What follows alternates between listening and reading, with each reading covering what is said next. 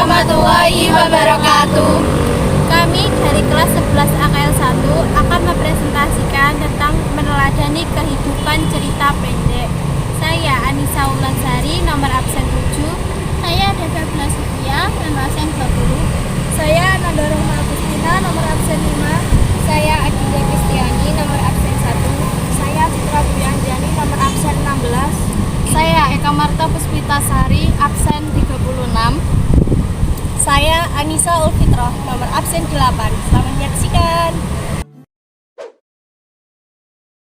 Cerpen sebagai sebuah cerita karya sastra yang merupakan bentuk tiruan dari sebuah kenyataan yang telah diolah melalui gagasan, pemikiran, serta imajinasi penulisnya. Oleh karena itu, di dalam sebuah cerpen terkandung nilai-nilai kehidupan yang dapat dipetik sebagai bahan pembelajaran dan perenungan oleh pembacanya. Nilai-nilai tersebut dapat kita temukan secara tersurat dan tersirat. Pendek atau cerpen merupakan sebuah karangan pendek yang berbentuk prosa.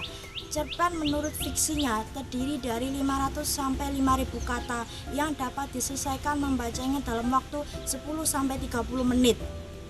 Dalam sebuah cerpen mengisahkan kehidupan tokoh yang penuh dengan pertikaian, peristiwa, dan pengalaman.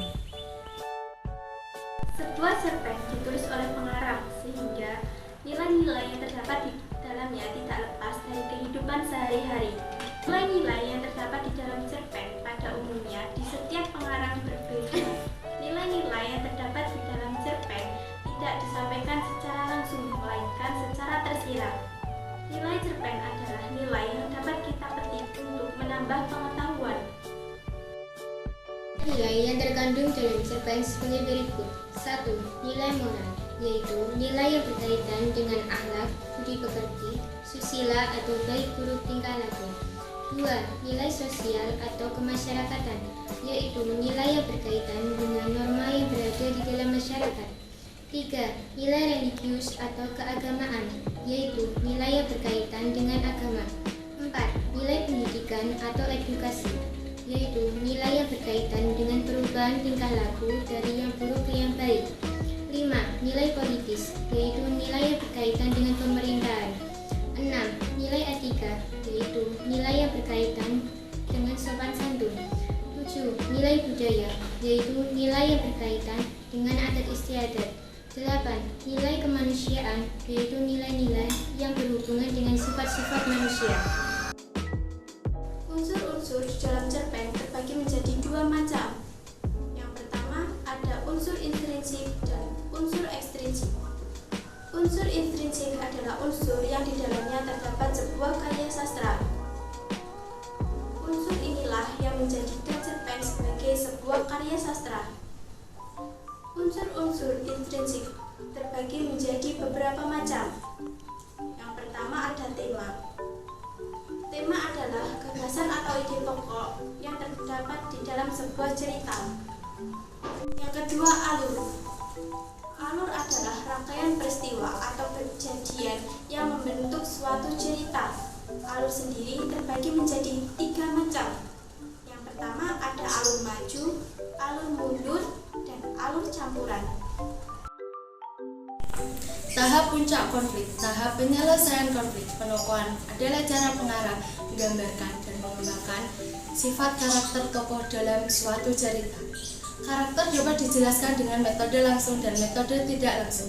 Metode langsung adalah metode pemberian watak oleh pengarang yang ditampilkan secara langsung, sedangkan metode tidak langsung adalah metode pemberian watak oleh pengarang yang tidak ditampilkan atau tidak dideskripsikan secara eksplisit sifat dan tingkah lakunya.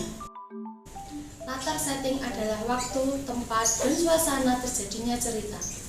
Amanat adalah pesan yang disampaikan oleh pengarang kepada pembacanya.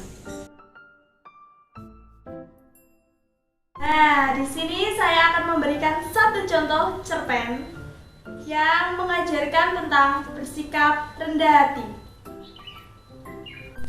Ada seorang anak yang bernama Fitri.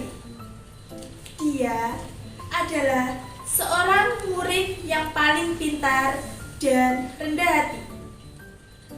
Di sekolah, banyak yang menyukainya karena sikapnya tersebut. Tidak jarang, semua ingin berteman dengan Fitri. Ada seorang anak perempuan yang bernama Ita.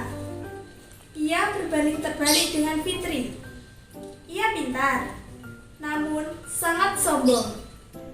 Ia hanya mempunyai 2 teman saja, yaitu Lisa dan Lily, gadis kembar yang ada di kelasnya. Suatu hari, ibu guru mengumumkan bahwa akan ada perlombaan membaca pidato 2 minggu lagi.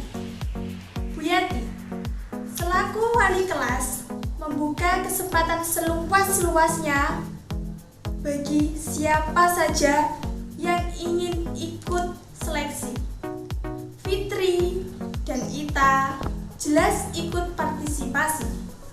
Setiap hari mereka selalu latihan membaca pidato agar lolos seleksi. Sampai hari penyeleksian tiba, keduanya memberikan tampilan yang memukau lalu dinyatakan lolos. Saat hari ini juga perlombaan tiba, Ita terus saja membanggakan dirinya, menyatakan bahwa pasti ia akan menjadi juara.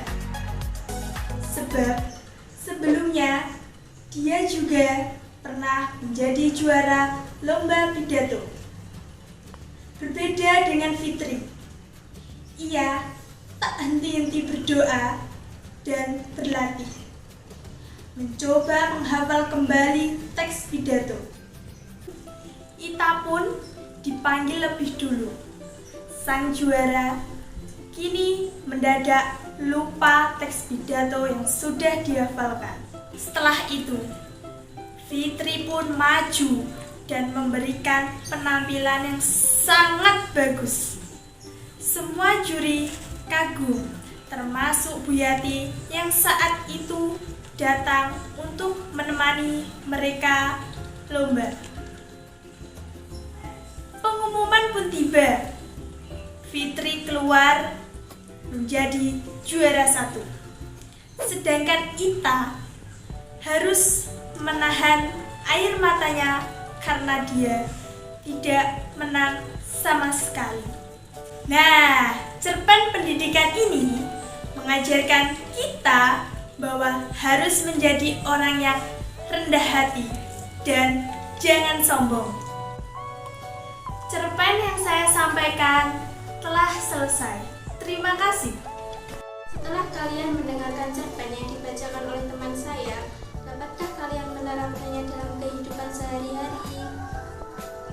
Apa manfaat yang kalian dapatkan? Dengan membaca cerpen, selain kalian menambah wawasan yang luas, kalian juga dapat mengetahui permasalahan-permasalahan yang ada di kehidupan. Karena cerpen bercerita tentang permasalahan yang ada di kehidupan. Oleh karena itu, kita bisa menyelesaikan masalah-masalah yang ada di kehidupan dengan bijak. Terima kasih telah menonton video presentasi dari kami. Jangan lupa like, komen, dan subscribe. Wassalamualaikum warahmatullahi wabarakatuh.